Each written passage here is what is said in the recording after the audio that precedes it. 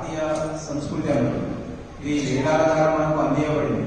మన పూర్వీకులు అందరూ ప్రతి ఇళ్ళను ఆచరించేవారు. అప్పుడు అందరికీ సుఖము, శాంతి, సమృద్ధి. ఇది స్వర్గమే అక్కర్లేదు, ఈ పృథ్వీ స్వర్గంగా ఉండేది. మన అన్ని సమృద్ధిగా ఉండేది, ఏది లోటు ఉండేది కాదు. ఎప్పుడైతే ఇది లుప్తం అయిపోయిందో, కొన్ని సంవత్సరాల వయసు లుప్తం అయిపోయిందో, ఎప్పుడైతే ఆడంబరాలు మన ఇంట్లోకి వచ్చాయో అప్పటి నుంచి మనకు అనమాట ప్రాణాలు స్టార్ట్ అయ్యాయి. మన అమ్మడుగులు తగ్గిపోవడం కానీ, టెన్షన్స్ కానీ, భీమాలు కానీ, అకాలమృతులు కానీ, అర్ధాయుష్ కానీ సంభవిస్తున్నాయి మనకి అనమాట. అయితే మళ్ళీ శ్రీ గజానన్ మహారాజ్ గారు, మీరు అక్కడ కూడా పేరెంట్ వచ్చు గాంగాపూర్. గాంగాపూర్ అందరికీ తెలుసు. గాంగాపూర్ అన్నమాట లక్ష్మీ నరసింహ దత్తాత్రేయ అవతారం అన్నమాట. అక్కడ నుంచి అన్నమాట ఆయన వెళ్ళిపోయి శ్రీశైలం అడవుల్లో 300 సంవత్సరాలు తపస్సు చేసి అక్కడ నుంచి భారతదేశం నలుగులో తిరుగుతూ అక్కలకోట అనమాట అక్కడ ప్రకటన అయ్యాడు. తర్వాత ఆయన 22 సంవత్సరాలు అనేకమైన లీలలు చూపించాడు. తర్వాత ఆయన శిష్యుడు అక్కడ బాలప్ప మహారాజ్, తర్వాత గంగాధర్ మహారాజ్, శ్రీ గజానన్ మహారాజ్ కూడా 4వ సిద్ధ పురుషుడు అనమాట.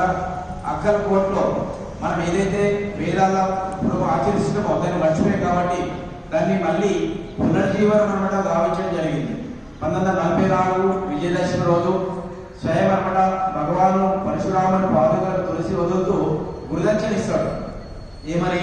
నేను వేదాల పునర్జీవనం గావిస్తాను, ఈ పృథ్వీ మీద సుఖము, శాంతి, సమృద్ధి అవుతుంది, భారతదేశం బంగారు భారతదేశం అవుతుందని చెప్పి గురుదక్షిణ ఇస్తాడనమాట. అక్కడి నుంచి ఈ యొక్క ధర్మాన్ని, 4 వేదాల యొక్క ధర్మాన్ని అనమాట ఇది ప్రపంచవ్యాప్తంగా అక్కలకోట నుంచి అనమాట అందించబడుతుంది. అక్కలకోట ప్రాచీన నగరం, పవిత్రమైన భూమి. అక్కడ అనమాట ఈ తెలిసిన గాంగాపూర్, పండల్పూర్, దుర్జాపూర్ అందరికి తెలుసు, త్రికోణ ఆకారం ఉంటుంది. అక్కలకోట నుంచే ఈ యొక్క శక్తి అక్కడికి రిలీజ్ అవుతుంది. అక్కడికి అగ్నోత్రం అనమాట అక్కడి నుంచి మనకు రిలీజ్ అవుతుంది. అగ్నోత్రం చేయడం వల్ల ప్రకృతిలో కొత్త నిర్మాణం జరుగుతుంది. అందరికి అక్కడ వృక్షాలకు సకరంగా వర్షం పడడానికి ప్రకృతి సమతలం ఉంటుంది, మన బాడీ సమతలం ఉంటుంది, అందరికీ సంస్కారం తయారు కావడానికి గజానన్ మహారాజ్ గారు అనమాట మళ్ళీ తిరిగి మనకు ఈ దినం జరిగింది. ఇది కొత్త ధర్మం ఏమీ కాదు. అయితే రామాయణం చూసుకుని మీరు రాముని పుట్టుక యజ్ఞం ద్వారా జరుగుతుంది. తర్వాత రామాయణం చిన్న భార్యను అనమాట ఎంతో మంది రాక్షస సంహరించాడు, యజ్ఞాలను భంగం చేసి రాక్షస సంహరించడానికి అనమాట గురుగారు అనమాట వెళ్తాడు. తర్వాత రాజ్యాన్ని వదిలేసి అరణ్యవాసం పోయినప్పుడు కూడా అందరూ వైదిక ధర్మాన్ని ఆచరిస్తున్నారా అని అడిగాడు. ఇలా అందరూ అంటే ఎక్కడ అగ్నోత్రం ఉంటుందో అక్కడ అంత సుభిక్షంగా ఉంటుంది, ఎలాంటి దరిద్రం కానీ, దుఃఖం కానీ, అర్థాలు ఏముండవు, అంటే పూర్ణావశ్యం అన్ని పూర్ణంగా ఉంటుంది.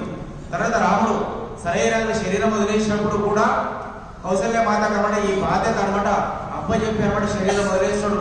తర్వాత రామాయణం చూసుకుంటే యజ్ఞం కొట్టొచ్చినట్టు కనిపిస్తుంది. తర్వాత మహాభారతం భగవాన్ కృష్ణ వారు కూడా అనమాట రోజు అగ్నోత్రం ఆచరిస్తూ అందరికి తెలియజేశాడు. భౌతికం చూడండి, భౌతికలు చెప్పబడుతుంది.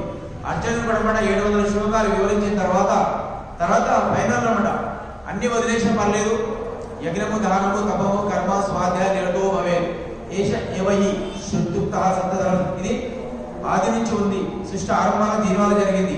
ఇది వదలడానికి వీలేదు, అన్ని వదిలేసిన పర్లేదు. ఇదన్నమాట దీన్ని మాత్రం కంపల్సరీ ఆచరించమన్నమాట అర్జునుడు చెప్పడం జరుగుతుంది.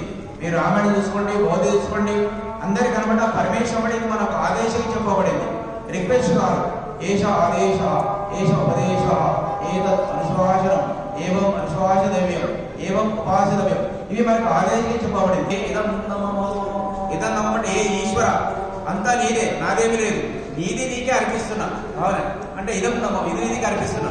ఎప్పుడైతే అగ్ని ఒక ఆవు తీస్తున్నాం, అగ్ని పరమేశ్వర యొక్క ప్రతిబింబం. రెండోది ప్రజాపతి ఈ బ్రహ్మాండాన్ని ఎవరైతే నడిపిస్తున్నారో ప్రజాపతి ఎవరైనా అనుకోండి, సదాశివుడు అనుకోండి, విష్ణుమూర్తి అనుకోండి, అయితే ఆయనకు ఒక ఆవు తీస్తున్నాం. ఎప్పుడైతే మన ప్రత్యక్ష దైవం సూర్యుడిని ఉదయం చేస్తున్నాం, సూర్యాయ స్వాహ, సూర్యాయ ఇదం నమః.